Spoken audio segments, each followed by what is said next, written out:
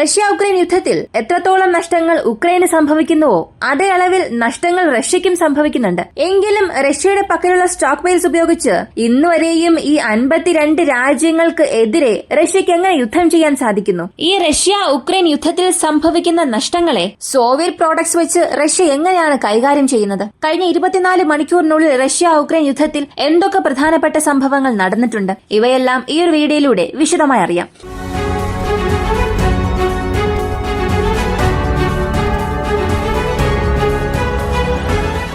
USSR വളരെ ശക്തമായ ഒരു സാമ്രാജ്യം.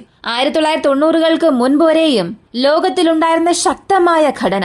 അമേരിക്കയെ കൗണ്ടർ ചെയ്യണം, അല്ലെങ്കിൽ അമേരിക്കയ്ക്ക് തുല്യമായ ഒരു വെല്ലുവിളിയാകണം. അമേരിക്കയ്ക്ക് സമാനമായ ഒരു രാജ്യം, ഒരു ഫെഡറേഷൻ, അത് ഏതെന്ന് നോക്കിയാൽ അത് ഈ USSR ആണ്. അങ്ങനെ ഒരു ഫെഡറേഷൻ 1990-കളിൽ തകരുന്നു. തകർന്നതിനു ശേഷം വിവിധ രാജ്യങ്ങളായി പിരിയുകയും റഷ്യമെന്ന ഒരു പുതിയ രാജ്യം അവിടെ രൂപം കൊള്ളുന്നു.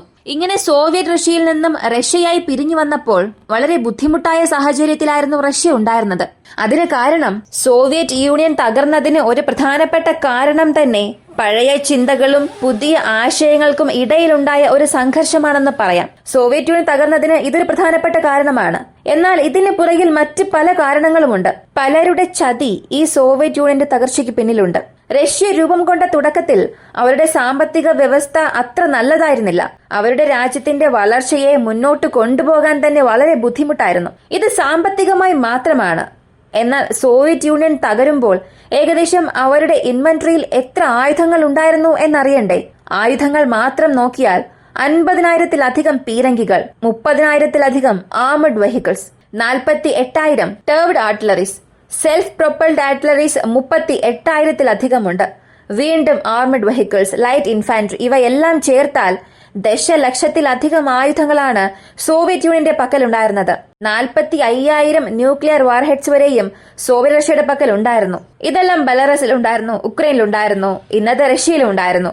എന്നാൽ ആണവായുധങ്ങളെല്ലാം വീണ്ടും തിരികെ റഷ്യയിലേക്ക് കൊടുത്തു എന്നതല്ലാതെ അവരുടെ പക്കലുള്ള ഫൈറ്റർ ജെറ്റ്സ്, അവരുടെ പക്കലുള്ള മിലിറ്ററി എക്യുപ്മെന്റ്സ്, ഇവയെല്ലാം പല രാജ്യങ്ങളിലും ഭാഗിച്ചു നൽകി.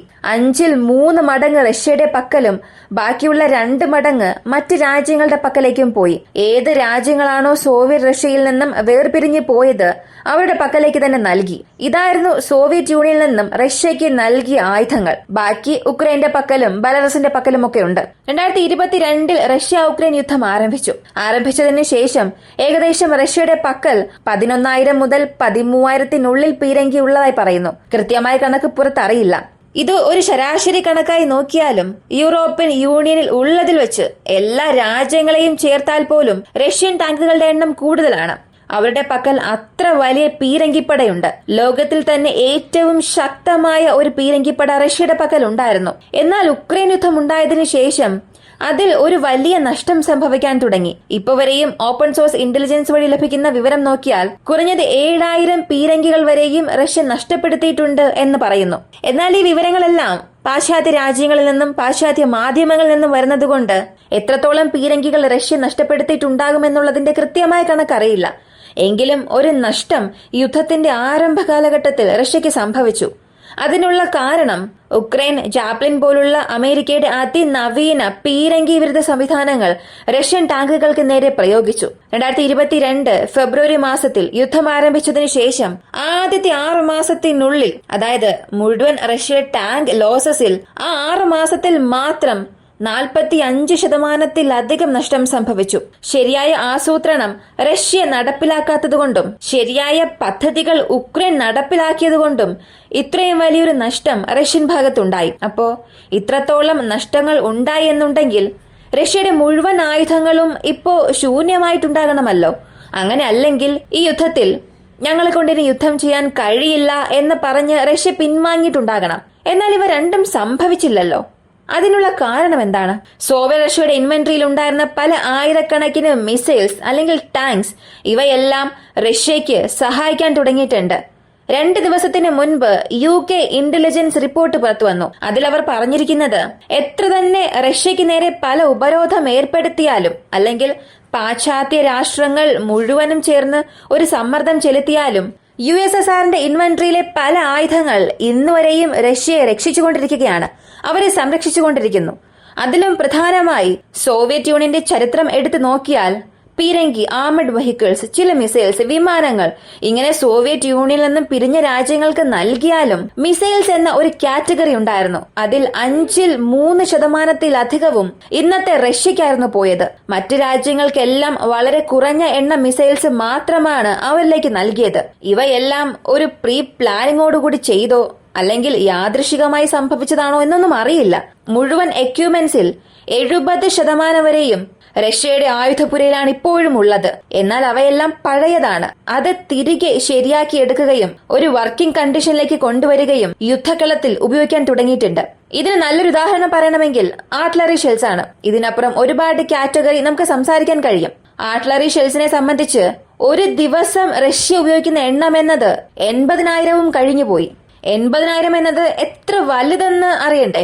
ഒരു മാസത്തിൽ ബ്രിട്ടനെ കൊണ്ട് എത്രത്തോളം ആർട്ടിലറി ഷെൽസ് നിർമ്മിക്കാൻ കഴിയില്ലയോ അതിനേക്കാൾ അധികം ഷെൽസ് ഒരു ദിവസത്തിൽ റഷ്യ ഉക്രൈനിൽ ഉപയോഗിച്ചുകൊണ്ടിരിക്കുകയാണ്.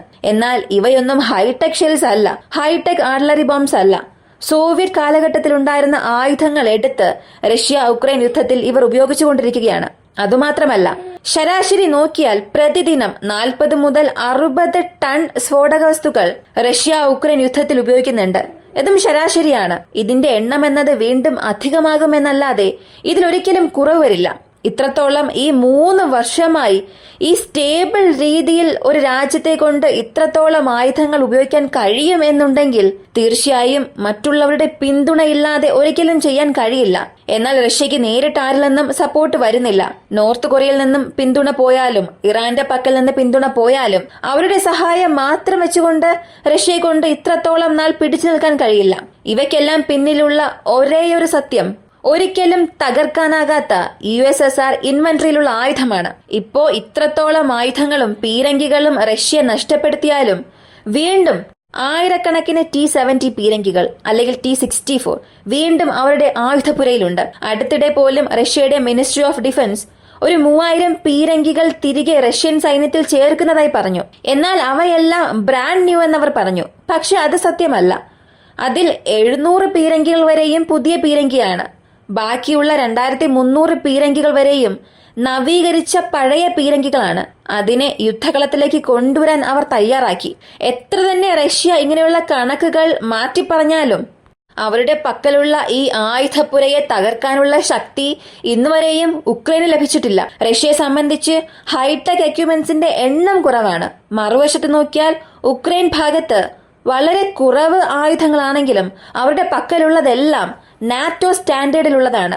ലോകത്തിലെ വളരെ ഉയർന്ന നിലവാരമുള്ള ആയുധങ്ങളാണ് ഉക്രൈന്റെ ഭാഗത്തുള്ളത്. എന്നാൽ ഇവയെല്ലാം റഷ്യ ക്വാണ്ടിറ്റി ഓവർ ക്വാളിറ്റി ഈ ഒരു ടെക്നിക്കിലൂടെ നശിപ്പിച്ചുകൊണ്ടിരിക്കുകയാണ്. അതായത് ഉയർന്ന നിലവാരത്തേക്കാൾ കൂടുതൽ എണ്ണം അവിടെ ഉള്ളപ്പോൾ ആ നിലവാരമുള്ള ആയുധങ്ങളെ എല്ലാം നിലവാരം കുറഞ്ഞ ആയുധങ്ങൾ വെച്ച് വീഴ്ത്താൻ കഴിയുമെന്നുള്ള യുദ്ധതന്ത്രം ഉപയോഗിച്ച് ഇന്നുവരെയും റഷ്യ ഉക്രൈനെ ആക്രമിച്ചുകൊണ്ടിരിക്കുന്നു. അതിൽ റഷ്യക്ക് വിജയവും ലഭിച്ചിട്ടുണ്ട്. ഇതേ UK പ്രതിരോധ മന്ത്രാലയം, ഇതേ UK ഇന്റലിജൻസ് റിപ്പോർട്ട് മുൻപ് പറഞ്ഞത് റഷ്യ അടുത്ത ഒരു മാസത്തിൽ തളരും. അവരുടെ പക്കലുള്ള സ്ഫോടക വസ്തുക്കൾ ഉപയോഗിച്ച് 50 ദിവസം പോലും അവരെ കൊണ്ട് യുദ്ധത്തെ പിടിച്ചു നിർത്താൻ സാധിക്കില്ല. അടുത്ത ഒരു മാസത്തിൽ റഷ്യ മുഴുവനായും തളരുമെന്ന് അവർ പലതവണ പറഞ്ഞു. ഇപ്പോ അവർ തന്നെ വീണ്ടും ഒരു കാര്യം പറഞ്ഞു, റഷ്യയുടെ റിസോഴ്സ് ആരെ കൊണ്ടും നശിപ്പിക്കാൻ കഴിയില്ല എന്ന്. ഇവയുടെ എല്ലാം മൂല കാരണം സോവിയറ്റിന്റെ സ്റ്റോക്ക് പൈൽസ് ആണ്. അത്രത്തോളം ബ്രഹ്മാണ്ഡമായിരുന്നു അത്. ഒരു ഭാഗത്ത് സോവിയറ്റ്, മറ്റൊരു ഭാഗത്ത് ലോകത്തിലെ മറ്റെല്ലാ രാജ്യങ്ങളും. ഇവർ ഒരു യുദ്ധം ചെയ്താൽ പോലും അവരെ എല്ലാം കൈകാര്യം ചെയ്യുന്ന രീതിയിലുള്ള ഒരു സൈന്യം, ഹാർഡ്വെയർ, എക്യുപ്മെന്റ്സ് എല്ലാം അവരുടെ പക്കൽ ഉണ്ടായിരുന്നു. എന്നാൽ അന്നത്തെ കാലത്ത് അതൊന്നും അവരെ കൈ കൊടുത്തില്ലെങ്കിലും ഇപ്പോ റഷ്യക്ക് അതെല്ലാം ഒരു വലിയ വരമായി മാറിയിരിക്കുന്നു. അതുപയോഗിച്ച് പെർഫെക്റ്റ് പ്ലാൻസോടുകൂടി റഷ്യ എല്ലാം ഇപ്പോൾ എക്സിക്യൂട്ട് ചെയ്യുന്നുണ്ട്. പോക്രോവോസിനെ ചുറ്റി അടുത്ത 2 സെറ്റിൽമെന്റ്സ് കൂടെ റഷ്യ ക്യാപ്ചർ ചെയ്തതായി ഒരു ന്യൂസ് പുറത്തു വന്നു. ഇത് പുതുതായി വന്ന ഒരു വാർത്തയാണ്, ഇതുവരെയും കൺഫേം ചെയ്തിട്ടില്ല. ഇതിനിടയിൽ റഷ്യയുടെ പ്രസിഡന്റ് വ്ളാഡിമിർ പുടിൻ ഇന്നലെ ഒരു വാർത്ത പുറത്തുവിട്ടു. അതിൽ അദ്ദേഹം സംസാരിക്കുമ്പോൾ അദ്ദേഹത്തിന്റെ കൈകൾ രണ്ടും ചലിപ്പിച്ചിട്ടില്ലായിരുന്നു. ഇതൊരുപാട് പേർ ശ്രദ്ധിച്ചിട്ടുണ്ടാകും. അദ്ദേഹം സംസാരിക്കുന്നതും ശൈലികളും എല്ലാം പഴയ രീതിയിൽ തന്നെ, പക്ഷെ കൈകൾ രണ്ടും ചലിപ്പിച്ചില്ല. ഇതിനെ പാശ്ചാത്യ മാധ്യമങ്ങൾ ചെയ്തത് ആ വീഡിയോ എടുത്ത് അതിനെ വിശകലനം ചെയ്യാൻ തുടങ്ങി. നോക്കുക, അദ്ദേഹത്തിന്റെ കൈ അങ്ങനെ വച്ചിരിക്കുകയാണ്, അത് ചലിച്ചിട്ടേ ഇല്ല എന്ന്. ഇത് ഒരു AI ജനറേറ്റഡ് വീഡിയോ ആയിരിക്കാം, അല്ലെങ്കിൽ അദ്ദേഹത്തിന് ഗുരുതരമായ എന്തോ രോഗമുണ്ടായിട്ടുണ്ടാകാം, അതുകൊണ്ടാണ് കൈ ചലിപ്പിക്കുന്നില്ല എന്ന്. സത്യം പറഞ്ഞാൽ ഇതിനെക്കുറിച്ച് എന്ത് പറയണം എന്ന് തന്നെ അറിയില്ല. പല രാജ്യങ്ങൾക്കിടയിൽ യുദ്ധം സംഭവിച്ചുകൊണ്ടിരിക്കുകയാണ്. എന്നാൽ ഇവിടെ കൈ ചലിക്കുന്നില്ല, കാല് ചലിക്കുന്നില്ല എന്നതൊക്കെ ഒരു വീഡിയോ എടുക്കുകയും അത് വീണ്ടും ജനങ്ങളെ കാണിച്ച് ഒരു വിശകലനം നടത്തുകയും ചെയ്യുന്നു. ഒരു ചർച്ചയായി തന്നെ അത് മാറിയിട്ടുണ്ട്. ഇതിനു വേണ്ടിയാണ് അവരുടെ സമയം കളയുന്നത് തന്നെ. ഈ ഒരു വീഡിയോയെ കുറിച്ചുള്ള നിങ്ങളുടെ അഭിപ്രായം കമന്റിൽ പറയുക. വീഡിയോ ഇഷ്ടമായാൽ ലൈക്ക് ചെയ്യുക, ഷെയർ ചെയ്യുക. ഇങ്ങനെയുള്ള വീഡിയോസ് കാണാൻ താല്പര്യമുള്ളവർക്ക് നമ്മുടെ ചാനൽ മറക്കാതെ സജസ്റ്റ് ചെയ്യുക. മറ്റൊരു വീഡിയോയുമായി വീണ്ടും കാണാം.